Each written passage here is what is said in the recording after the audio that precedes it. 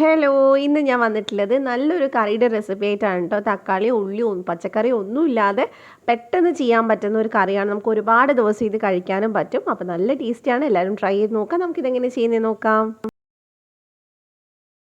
അപ്പോൾ ആദ്യം തന്നെ ഇത് ഉണ്ടാക്കാനായിട്ട് ഞാനിവിടെ 1.5 ടേബിൾ സ്പൂണോളം ഓയിൽ എടുത്തിട്ടുണ്ട്. സൺഫ്ലവർ ഓയിലാണ് എടുത്തിട്ടില്ല, പാം ഓയിൽ ആയാലൊന്നും കുഴപ്പമില്ല.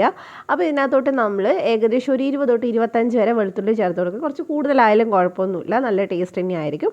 അപ്പോൾ ഇനി നമുക്കിത് നല്ല ബ്രൗൺ കളർ ആവുന്നത് വരെ ഒന്ന് വറുത്തെടുക്കാം.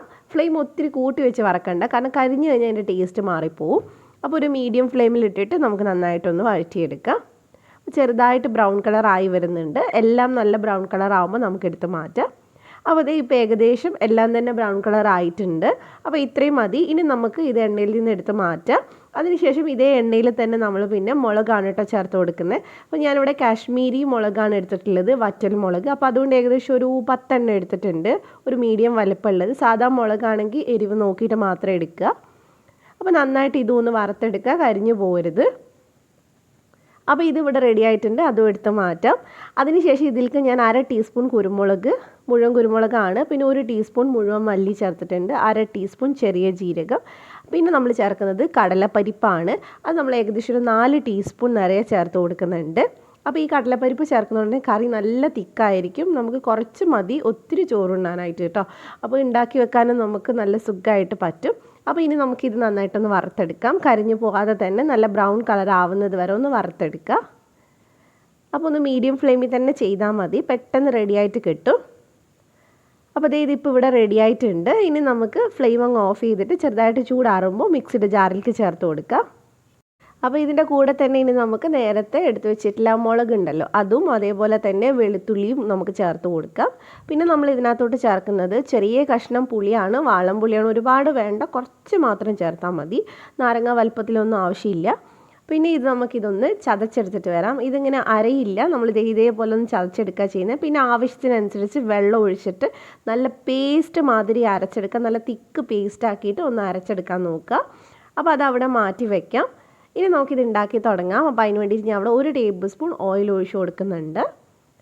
അതൊന്ന് ചൂടായി വരുമ്പോൾ ഇതിലേക്ക് ഒരു 1/2 ടീസ്പൂൺ കടുക് ചേർത്ത് കൊടുക്കാം. പിന്നെ അത് പൊട്ടി വരുമ്പോൾ നമുക്കിതിനകത്തോട്ട് ഒരു 10-15 വെളുത്തുള്ളി ചേർത്ത് കൊടുക്കാം. അതിൻ്റെ കൂടെ തന്നെ കുറച്ച് കറിവേപ്പില ചേർത്തിട്ടുണ്ട്. ഇതും നമുക്കൊന്ന് ബ്രൗൺ കളർ ആവുന്നത് വരെ ഒന്ന് വഴറ്റിയെടുക്കാം. ഈ വെളുത്തുള്ളി ഇങ്ങനെ മുഴുവനായിട്ട് ഇടുന്നതുകൊണ്ട് തന്നെ കഴിക്കുമ്പോൾ നല്ല ടേസ്റ്റ് ഉണ്ടാവും. ശരിക്കും വെളുത്തുള്ളി ഇഷ്ടമുള്ളവർക്കാണ് കേട്ടോ ഇഷ്ടമാവുക, എല്ലാവർക്കും അങ്ങനെ ഇഷ്ടാവില്ല. കാരണം വെളുത്തുള്ളിയുടെ ഫ്ലേവർ ഇഷ്ടമില്ലാത്തവർ ഒത്തിരി പേരുണ്ടാവും. എനിക്ക് ഭയങ്കര ഇഷ്ടമാണ് കേട്ടോ വെളുത്തുള്ളി വെച്ചിട്ടുള്ള കറി കഴിക്കാൻ. അങ്ങനെയുള്ളവർ എന്തായാലും ട്രൈ ചെയ്ത് നോക്കുക. അപ്പോൾ ഇനി നമ്മൾ നേരത്തെ പേസ്റ്റ് മാതിരി അരച്ച് വെച്ചിട്ടുള്ളതുണ്ടല്ലോ, അത് ഇതിലേക്ക് ചേർത്ത് കൊടുക്കുക. നല്ല അരച്ചെടുക്കണം. എന്നിട്ട് മിക്സിയുടെ ജാറിൽ കുറച്ച് വെള്ളം ഒഴിച്ചിട്ട് നന്നായിട്ടൊന്ന് കലക്കിയെടുക്കുക. അപ്പോൾ ഏകദേശം ഒരു 1.5 കപ്പ് വെള്ളം ഞാൻ ഒഴിച്ചിട്ടുണ്ടാകും. കാരണം അത്യാവശ്യം തിക്കായിട്ടുള്ള പേസ്റ്റ് ആയതുകൊണ്ട് തന്നെ വെള്ളം കുറച്ച് കൂടുതൽ ഒഴിച്ചിട്ടുണ്ട്. പിന്നെ നന്നായിട്ട് നമുക്കിതൊന്ന് മിക്സ് ചെയ്തെടുക്കാം. അത് നമ്മൾ സാധനങ്ങളൊക്കെ കുറച്ച് ചേർത്തിട്ടുള്ളെങ്കിലും നല്ല തിക്കായിട്ടുള്ള ഒരു കറിയാണ് നമുക്ക് കിട്ടുക. അപ്പോൾ നന്നായിട്ട് ഇത് ഞാൻ മിക്സ് ചെയ്തെടുത്തിട്ടുണ്ട്. ഇനി ഇതിനകത്തോട്ട് നമ്മൾ ചേർക്കുന്ന മെയിൻ ഐറ്റം എന്ന് പറഞ്ഞാൽ നമ്മുടെ ശർക്കരയാണ് കേട്ടോ. അപ്പോൾ ശർക്കര ഇല്ലാത്തവർ പഞ്ചസാര ചേർത്താലും മതി. അപ്പോൾ ചെറിയൊരു കഷ്ണം ആദ്യം ചേർത്ത് നോക്കുക. എന്നിട്ട് അതൊന്ന് അലിഞ്ഞ് വരുന്നതിന് ശേഷം അത് മധുരം കുറവാണെന്ന് തോന്നുകയാണെങ്കിൽ കുറച്ചുകൂടെ ചേർത്ത് കൊടുത്താൽ മതി. അപ്പോൾ ആവശ്യത്തിന് ഉപ്പ് ചേർത്ത് കൊടുത്തിട്ടുണ്ട്. എന്നിട്ട് നമുക്ക് നന്നായിട്ട് മിക്സ് ചെയ്തെടുക്കാം. ഇതിൽ ശരിക്കും നമ്മൾ മുളകൊക്കെ ചേർത്ത് അങ്ങനെ തന്നെ വറ്റൽ മുളകൊക്കെ ചേർത്തുകൊണ്ട് എരിവും അതുപോലെ തന്നെ പുളിയും ഒക്കെ ഉണ്ട്. അതൊന്ന് ബാലൻസ് ആവാൻ വേണ്ടിയിട്ടാണ് ശർക്കര ചേർത്തിട്ടുള്ളത്.